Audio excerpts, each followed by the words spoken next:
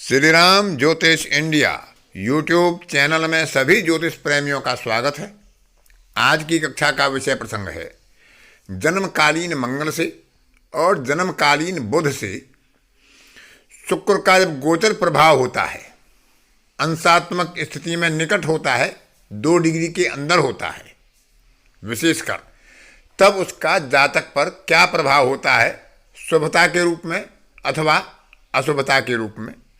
शुभता और अशुभता निर्भर करती है जन्मकालीन ग्रहों की स्थिति पर और गोचरवश षडाष्टक, द्विद्वादश, त्रिकोण संबंध, त्रिएकादश या केंद्रीय संबंधों पर, जिनके बारे में पिछली कक्षाओं में भी बताया गया है। तो मंगल शुक्र के शत्रु वर्ग में आता है और बुध शुक्र के लिए मित्र वर्ग में आता है। तो मंगल और बुध के ऊपर से या उससे त्रिकोण में या केंद्रीय संबंध बनाते हुए, षडाष्टक संबंध बनाते हुए जब इनके गोचर प्रारंभ होते हैं तो उसमें क्या प्रभाव होता है, इनके कारकत्व किस प्रकार से प्रभावित होते हैं, भावों के अधिपति के फल किस प्रकार से प्रभावित होते हैं और विशेषकर किस राशि में कोई ग्रह बैठे हैं, गोचर काल में किस राशि में है उसका प्रभाव भी होता है और जन्म काल में किस राशि में है उसका भी समृद्ध प्रभाव पाया जाता है। लेकिन सामान्य रूप से, सैद्धांतिक रूप से मंगल और बुध के ऊपर से या उनसे केंद्रीय त्रिकोण का संबंध बनाते हुए उन्हीं की अंशात्मक स्थिति में जब शुक्र का गोचर होता है, जो बौद्धिक सुख समृद्धि का कारक है, स्त्री वर्ग का कारक है और कला, मनोरंजन आदि का कारक है, तो उसको गोचर किस प्रकार से प्रभावित करता है मंगल और बुध के कारकत्वों को, उसके बारे में आज की कक्षा में विचार करेंगे। तो पहले विचार करेंगे मंगल के ऊपर से जब शुभ स्थिति में शुक्र का गोचर होगा तो क्या प्रभाव होगा। शुक्र का गोचर जब मंगल से शुभ स्थिति में अपने फल प्रदान करता है तो उन फलों में मिलता है जातक को प्रेम संबंधों में अभिवृद्धि और मधुरता का एहसास, संबंधों में सौहार्दपूर्ण प्रेम संबंध और काम क्षेत्र के प्रति, काम वासना के प्रति वृद्धि होती है। विपरीत वर्ग के प्रति आकर्षण में वृद्धि होती है। जातक की प्रेरणा शक्ति का, उत्साह शक्ति की वृद्धि होती है। भौतिक सुख समृद्धि के प्रति जातक का स्वाभाविक रूप से लगाव होता है और उसकी तरफ वह प्रयास भी करता है। कलात्मक क्षेत्र में वृद्धि होती है, कलात्मक क्षमता में वृद्धि होती है और वहाँ पर रुचि पैदा होती है और क्षेत्र में जातक की अन्य योग यदि जन्म पत्रिका में बन रहे होंगे तो ऐसे समय में कला के क्षेत्र में जातक अच्छी सफलता प्राप्त करता है। जीवंत अभिव्यक्ति की क्षमता, जातक जो कहना चाहता है, क्योंकि मंगल ओजस्वी ग्रह है, प्रेरणा का ग्रह है, साहस और पुरुषार्थ का ग्रह है और शुक्र जो शुभ ग्रह है उससे गोचर करेगा तो जातक अपनी अभिव्यक्ति की भावना को स्पष्ट करने में, मर्यादित रूप में स्पष्ट करने में सक्षम होता है और उसका लाभ भी उसे प्राप्त होता है।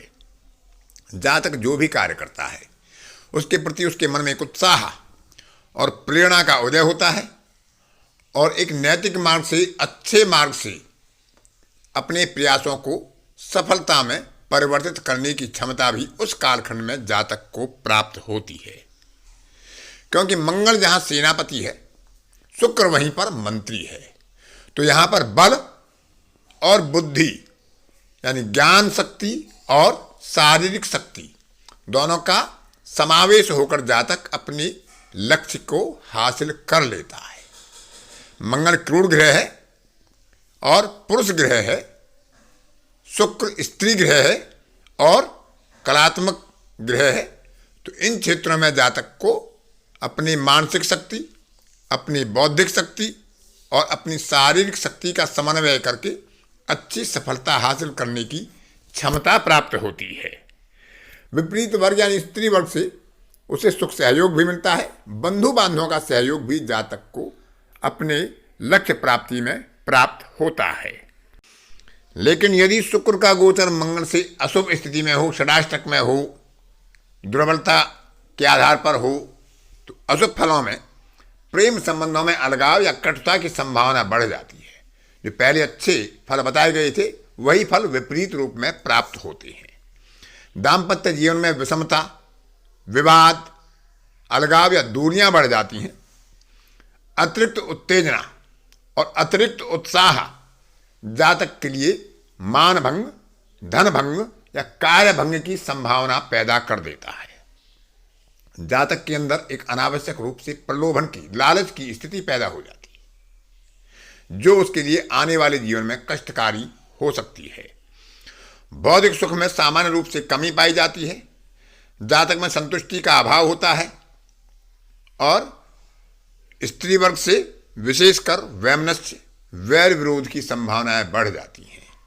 जातक में अनैतिक क्षेत्र में या अनैतिक रूप से अपने कार्यों को करने की या कुछ हासिल करने की इच्छा जागृत हो जाती है, जो उसके लिए मानहानि का, लोक निंदा का कारण बन जाती है। क्योंकि ऐसे क्षेत्र में, ऐसे समय में विशेषकर जब अशुभ गोचर मंगल के ऊपर से शुक्र का हो रहा हो और जन्म काल में ऐसी स्थितियां प्रकट होती हों, तो जातक की काम वासना नकारात्मक क्षेत्र में और अनैतिक रूप से आगे बढ़ने का निर्णय ले लेती है, जो जातक के लिए एक घातक कदम साबित हो जाता है। क्योंकि कुछ ही क्षणों की विचारधारा जातक के लिए एक लंबे समय के लिए कष्टकारी बन सकती है।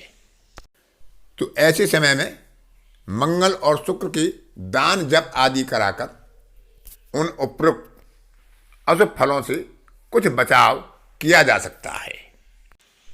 अब विचार करते हैं बुध के ऊपर से शुक्र के गोचर का प्रभाव क्या होता है, शुभता में या अशुभता में। यदि शुभता के रूप में जातक के जन्मकालीन बुध से शुक्र का गोचर प्रभावित कर रहा हो, तो ऐसे समय में भावनात्मक और बौद्धिक क्षमता का मिश्रित उदय होता है और जातक उसका सदुपयोग करके अपने लक्ष्य को प्राप्त करता है, अपने कार्यों को सफल बनाता है, समाज में मान सम्मान प्राप्त करता है, सहज तरीके से, सरलता से अपनी वांछित मनोकामना पूरी करता है, सुख का लाभ प्राप्त करता है, सामाजिक क्षेत्र में सफलता मिलती है, मान सम्मान मिलता है, पारिवारिक सौहार्द बना रहता है। छोटी छोटी यात्राएं होती हैं, वे यात्राएं लाभकारी होती हैं और जातक का हास परिहास में, विनोद में रुचि पैदा होती है। आमोद प्रमोद के साधन जातक को प्राप्त होते हैं। आरोग्य का लाभ ऐसे जातक को उत्तम रूप से प्राप्त होता है। यदि जातक का स्वास्थ्य खराब हो रहा हो, तो शुक्र का गोचर जब बुध के ऊपर से आता है, तो वह विशेषकर जातक को आरोग्य लाभ दिलाने में, उस बीमारी से मुक्ति दिलाने में सहायक सिद्ध होता है। हालांकि पहले बताया जा चुका है कि शुक्र का गोचर अधिकतम 2 या 3 दिन तक ही ज़्यादा प्रभावी रहता है, क्योंकि यह तीव्रकालीन ग्रह है। लगभग 1 अंश या उससे अधिक रोजाना पार कर देता है अपनी गति के आधार पर। लेकिन फिर भी शुक्र का शुभ गोचर बुध के ऊपर से एक अच्छे सुख समृद्धि प्रदान करने वाला और वैचारिक और भावनात्मक और बौद्धिक क्षमता का विकास करने वाला होता है। यदि जन्मकालीन बुध से शुक्र का गोचर षडाष्टक या केंद्रीय प्रभाव में अशुभ स्थिति में हो और जन्म काल में भी इनकी स्थिति पीड़ित अवस्था में हो, दुर्बल हो, तो ऐसे समय में जब गोचर होता है तो जातक की सुख प्राप्ति हेतु प्रेरणा और अति व्यय के कारण उसमें बाधा आती है, सुख में कमी आती है, व्यय की स्थिति अधिक बढ़ जाती है और वह भी अनावश्यक या निरर्थक हो सकता है। विपरीत वर्ग से या स्त्री वर्ग से वैर विरोध और विवाद की संभावनाएं, मिथ्या अपवाद की संभावनाएं अधिक हो जाती हैं। झूठे या सच्चे आरोप प्रत्यारोप ऐसे कालखंड में जातक के जीवन को प्रभावित करते हैं। कुमार्ग और गलत सोच के कारण, गलत निर्णय के कारण और गलत विचारों के कारण जातक को लोक निंदा का भय सताता है। और यदि जातक का व्यवहार असामान्य होता है और किसी गलत कदम पर वह आगे बढ़ जाता है, तो उसके लिए लोक निंदा बदनामी का कारण बनता है और जातक के जीवन को प्रभावित करता है। बौद्धिक क्षमता जहाँ जातक की प्रभावित होती है, अनैतिक मार्ग पर बढ़ने की प्रेरणा उसे मिलती है, जो उसके लिए आगे चलकर घातक साबित हो सकती है। हालांकि यह अंशकालिक ही होता है, लेकिन उसके दुष्परिणाम दूरगामी हो सकते हैं। तो ऐसे समय में भगवान विष्णु की आराधना, उनका विष्णु सहस्त्रनाम या नारायण कवच का उपयोग किया जा सकता है, ताकि अशुभ फलों से जातक को मुक्ति प्रदान हो सके। तो इस प्रकार से हम मंगल और बुध के ऊपर से शुक्र के शुभ और अशुभ गोचर का विचार कर सकते हैं। इसमें वह ग्रह जन्म काल में किस राशि में बैठा है, गोचर काल में किस राशि में गोचर हो रहा है, उसका भी प्रभाव सम्मिलित होता है, जिनको आगे उदाहरण वाली कक्षा में प्रभाव को विचार करेंगे। अतः आज की कक्षा में इतना ही। अन्य किसी कक्षा में फिर किसी नए विषय के साथ आपसे मुलाकात होगी। तब तक के लिए अपनी वाणी को विराम देता हूँ। धन्यवाद।